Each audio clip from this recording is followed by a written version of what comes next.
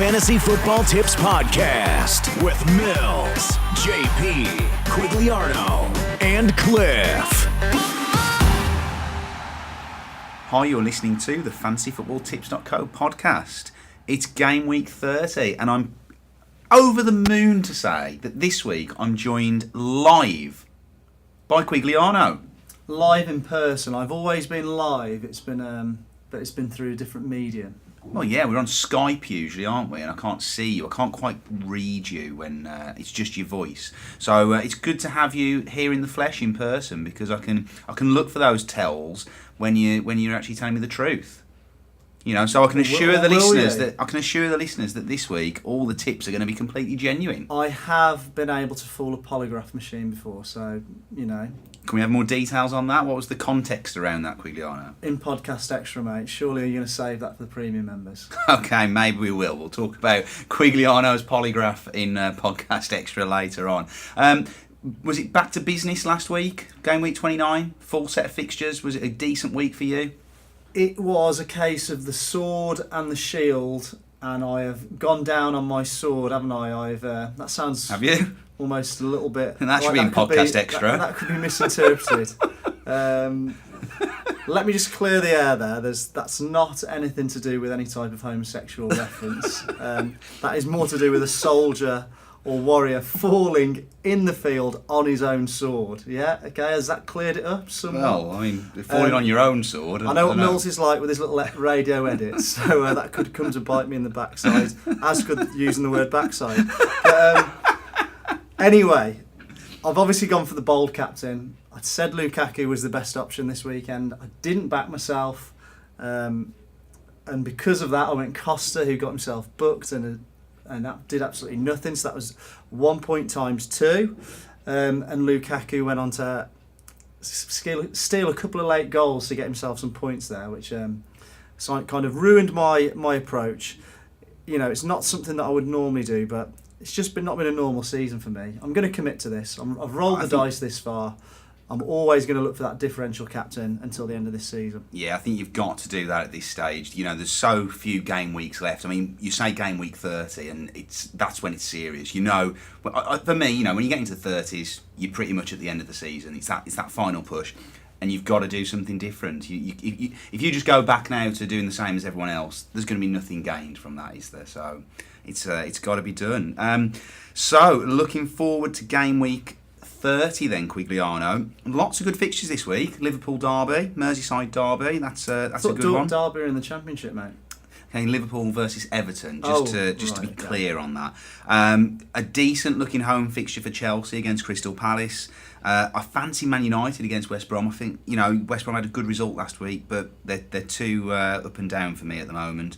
And Swansea Middlesbrough, I think, is an interesting fixture. We might talk about that later on. And Arsenal Man City, obviously a big game too. So lots of potential clashes there where you know, some of the bigger players might cancel each other out. So does that play on your mind at all going into this week? Or do you think that's been a bit... we've obviously had a little discussion off air about the tips, and you know, there's not many fixtures that stand out and say, there's the clear, you must have that player in for this fixture. There's only really Chelsea that I think have got sort of the nice, cushy fixture. Spurs as well, we've got quite a favourable one, but other than that, yeah, it's tough to choose who's going to get it. But at this stage, a lot of the teams are getting similar again, and players are struggling to find that differential. So hopefully we can do something to help them with that. Absolutely. So let's get straight on in with that then. Let's go for the Gary of the week. So the Gary, I've mentioned the fixture. I think he killed me last week in terms of his performance, but Costa, for me, is the obvious favourite. Nice, fairly easy fixture against Palace, who are looking better under Allardyce. Hennessy's got me a couple of clean sheets, actually, so unfair to back against him, but I think just Chelsea look brilliant against anyone. And I do think like they're hard to beat. They're definitely hard to stop scoring. Costa's my favourite there for the guaranteed performer. Yeah, and Costa is in almost 50% of FPL manager teams, just like Lukaku is as well, but I think you'll see that shift this week. Last time, pretty much everyone went for Lukaku. I think this week everyone's going to go for Costa. It makes sense. It's the obvious pick. The only thing that kind of sometimes concerns me with Costa is that he doesn't tend to. He's not prolific within a game itself. He's very consistent, so I think he's a good captain to pick over a long period of time. But in just individual games, he doesn't tend to get that many. That explosive haul.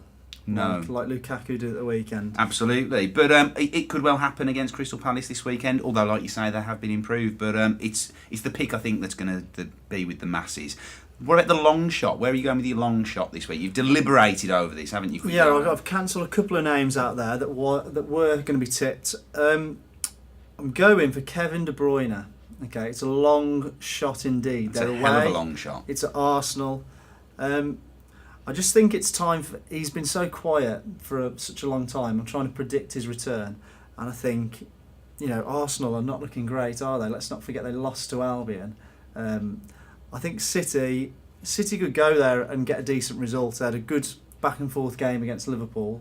I think KDB is a very long shot, and with Hazard as a maybe as to whether he'll play, could be a nice little straight swap there. Okay, that's an interesting one. So you wouldn't rather go Sanchez, who's obviously been a lot more consistent this season. And the reason I bring that up is looking at the players that have been transferred out this week. Sanchez is in the top 5 players transferred out, which I'm surprised considering, yes, they lost last week, but he still scored. He's not playing during the internationals because his ankle is apparently knackered. So there's doubts as to whether he will play as well. So that's my rationale there, Mills. Okay, sounds pretty sound to me. Where is the dealia this week? Well, where is the dealia? Well, who is the dealia? Player we're calling out. Where are you, Jack Wilshere? Great shout. I think that's an absolutely fantastic shout, Quigliano. Jack Wilshere, he can't get in the Bournemouth team. He's fit. He's on... I think they're paying his wages, which are going to be astronomical. Yes, I know there's money behind Bournemouth, but, how can he not get in that team? What's going on there that means he can't get in that team? Now, forget the fact that he might not be a prolific FPL player, but he should be. Everyone tells me how amazing and technically gifted Jack Wilshere is. He should be getting assists. I think he's done too well too soon in his career. Everyone's built him up, and he's just not been able to. He's had a ruck of injuries which haven't helped his development. But you should be thinking with part of that deal, he's almost guaranteed to start every week at Bournemouth, and he's not. So where are you, Jack Wilshere? If you're listening, probably are. You're probably just driving now from London to Bournemouth on your commute. What is it, M3 is it down in London or M1? Not sure. Probably phone in and we can get that information down. But Jack Wilshere, I know you're listening. Where are you? Let's be having you. I tell you who won't be listening is Riyad Mahrez. Saw a little clip of him being interviewed about FPL on the official Fantasy Premier League show this week. Didn't even know what FPL was. One of the best FPL players of last season. Didn't have a clue. But fair play. He's doing the business on the pitch again. So maybe he might be one to look to again. But how crazy is that?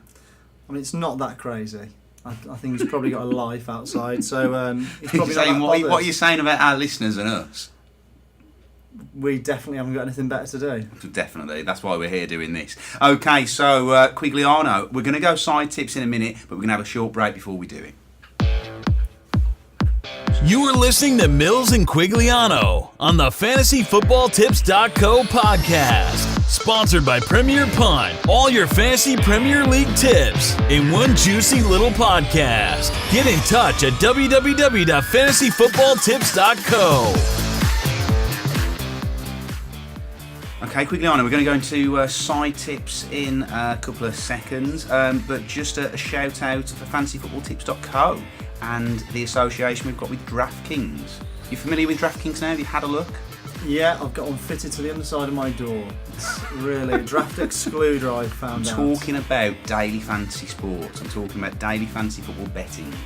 And if you fancy a go, put your money where your mouth is. In fact, you don't even have to put your money where your mouth is with this, because if you follow the link on fantasyfootballtips.co, you get a free entry. So if you've not had a look at DraftKings yet, go there, have a look, but make sure you use the link on fantasyfootballtips.co, because you'll get a free entry and you can win real cash. So make sure you do that.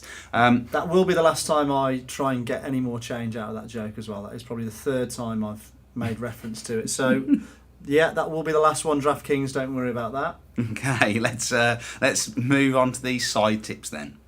Side tips now, we went very quick, didn't I, last week? It was very rapid, yeah. It was like a machine gun of tips. They were good though, they were good. I think they came in pretty well, so much to live up to. Well, we're back in then, so we're going to go fairly quick. We still think Lukaku has got some change in him. Liverpool defence isn't great. A decent player to have in there. I think Dele Alli and Eriksen could potentially be that double combo, which I always say don't do, because I think without Kane, both of those players are having to push further forward. Spurs looking good. I think if you haven't got one, you definitely need one of those. It's whether you risk getting both of them. Vardy looks like a man back in business. So jump on the Vardy train while the going is good. Defender here, don't normally do it, but Seamus Coleman at Everton, good threat going forward. Everton have kept a few clean sheets recently. I definitely think that is an option for you. Mata at United, can you trust them? I've not had many United players in all season. Maybe that's why I'm not doing well in terms of ignoring Ibra. But I think Mata has cemented his place in that team now. He's not rotated as much as he was earlier on, and he's probably a decent bet there for getting a goal. And I think if ever there was a time to back United, I think this is it. I think you're seeing the real deal now with Manchester United. I think West Brom at home this week, like I said earlier, I think West Brom, yeah, they had a good result last week, but they're still too up and down for me. And I think Man United are super motivated, super consistent at the moment, and I think they will have a good result this week. And Mata seems to be at the heart of all of that. He's almost like his first spell with Mourinho at Chelsea. I know Mourinho got rid of him, but we're seeing that player. He was player of the season there, wasn't he? And I think we're seeing that from Mata. More mature Mourinho is what he's saying, so maybe he's righting the wrongs of his Chelsea reign. Maybe. But there's two to go, so bear with us. Bit of a long shot side tip, but Andre Ayew, good player at Swansea, moved to West Ham, got himself injured early doors, but he has come back. He's a little side tip for this week because they have a half decent fixture there, which I kind of think West Ham will do quite well against Hull. So he's an option. And the final one, in probably most teams now, is Siggy. Seems to have done well for a long period of time. Ignore him at your peril. Yeah, just on that, I think the Andre Ayew one is a top shout. The player that did so well for me last season, got so many points off him, and then this season he's just been missing, hasn't he? But he's back to form and he's getting game time, which is key. And again, the fixture's pretty decent this week against Hull, who were sort of ripped to shreds. I know they had a man sent off, but ripped to shreds by Everton last week. So good stuff there, Quigliano. You're welcome. You're listening to the all-new FantasyFootballTips.co podcast. Quigliano, I want to talk about double game week 34, and I'm just reeling a little bit at the moment. After having done some research into game week 34 and seeing the fixtures and the way it's played out, and I think there's been some naivety on my part, and I don't know how you feel about this, but how au fait are you with what's going to happen in double game week 34? Have you looked into it much? Because we've talked all season about saving a triple captain or saving a bench boost for the double game week, but I'm sort of looking at this and thinking that might not be the best play. I think, well, definitely this upcoming double game week is not the one where all the joy is going to be had. There's going to be another double game week as well on top of this. So this upcoming one, there's Man United, Middlesbrough and Palace.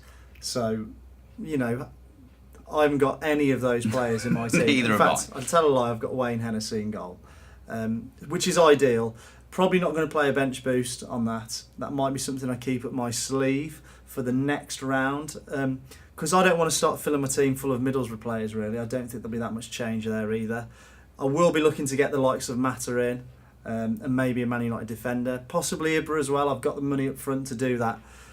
It's just a bit of a damp squib from my perspective. The absolute bullet that's killing me is that West Brom don't play in that week. And as someone that's got two West Brom defenders, and it's a decision that's been killing me for weeks, to be honest, if I am being completely honest. Unless it was Macaulay. Unless it was Macaulay, which is one of them that, believe it or not, I haven't got. It's absolutely killing me. So I can't play a bench boost because I won't have enough players to play a bench boost. Unless like you say, I take that decision and I start to bring in United and Middlesbrough players, and or Crystal Palace maybe. But I think you sort of dismiss Middlesbrough there, but they've got decent fixtures in that week. They've got Bournemouth away, which is not the worst game in the world, and they've got Sunderland at home. But that's a clean sheet all over. Clean sheets, defenders. Yeah, I mean, not a bad option. To be fair, I have ignored Middlesbrough for a while. I had Darun in as a very cheap fifth midfielder. Other than that, I've ignored Middlesbrough. So it's something I'll definitely be having a look at. I mean, there like you say, there's potential. Even if they concede, you might pick up 4 points, which is better than just your standard 2 for a defender that's conceded. So there's scope there, but I think Man United look the best value. Possibly Palace as well. As a decent bet. Somebody like Van Aanholt maybe, who also has a bit of an attacking threat. Benteke, going up against his old club Liverpool as well, and who concede. So, you are going to start moving towards those players, but I wouldn't invest too much, and I definitely wouldn't be clearing out your whole team just to fill them for that double game week, because I think you're going to upset that balance that's going to cost you maybe in the long run. Okay, Quigliano, it's interesting stuff. So we're coming towards the end of the standard podcast. We're going to move swiftly on into Podcast Extra. If you're not a premium member of fantasyfootballtips.co and you want to get access to the premium members podcast, then sign up at fantasyfootballtips.co. Go right ahead and do that now, and you can listen to us ramble on some utter nonsense a little bit more. And I'm very excited to hear about this felony that Quigliano has committed. Well, you're misinterpreting the words there, aren't you? And I think you're misrepresenting me, saying I lied to a polygraph machine. I mean, we'll go right back in and listen to many of those words that you said right at the start of this podcast, Quigliano. And fans, feel free to take those words and do what you wish with them. We will also be talking about something related to fantasy football. See you next week. It's time to go deep. It's time for the Podcast Extra.